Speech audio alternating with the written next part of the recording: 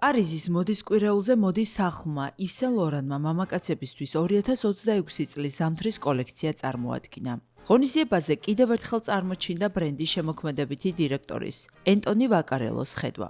კოლექციის შთაგონების წყარო ამერიკელი მწერლის ჯეიმს ბოლდუინის რომანი ჯოვანის ოთახი გახდა.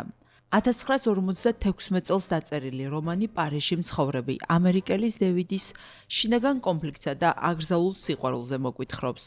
ვაკარელოსთვის განსაკუთრებით ემოციური იყო ის დაძაბულობა, რომელიც განთიადისას საყვარელ ადამიანთან განშორების დროს ჩნდება.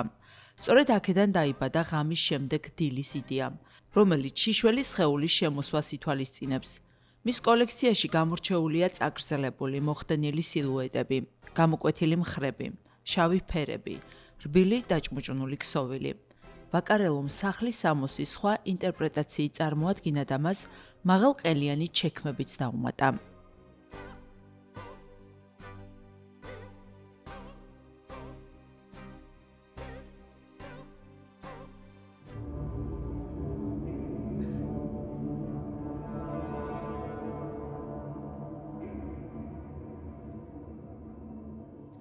პარიზის მოდის კვირაულზე საზოგადოებაზე დიდი შთაბეჭდილება მოახდინა ლონდონში მოღვაწე დიზაინერმა რობერტ ვუნმა, რომელმაც პარიზში გოთიკური ესთეტიკა წარმოადგინა.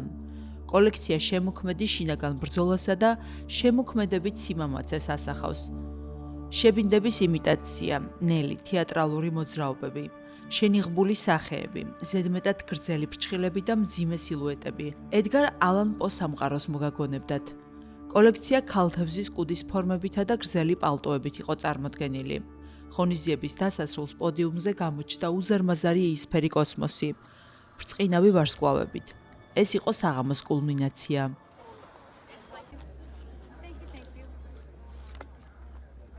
პარიზის მოდის კვირაულზე გამორჩეული დიზაინერები იყვნენ ვიქტორ ჰოსტინგი და როლფ სნურენი.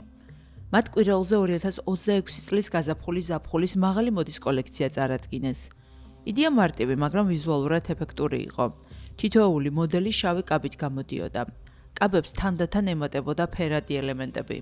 საბოლოოდ კოლექციის ცალკეული ნაწილებით ერთი მთლიანობა იქმნებოდა.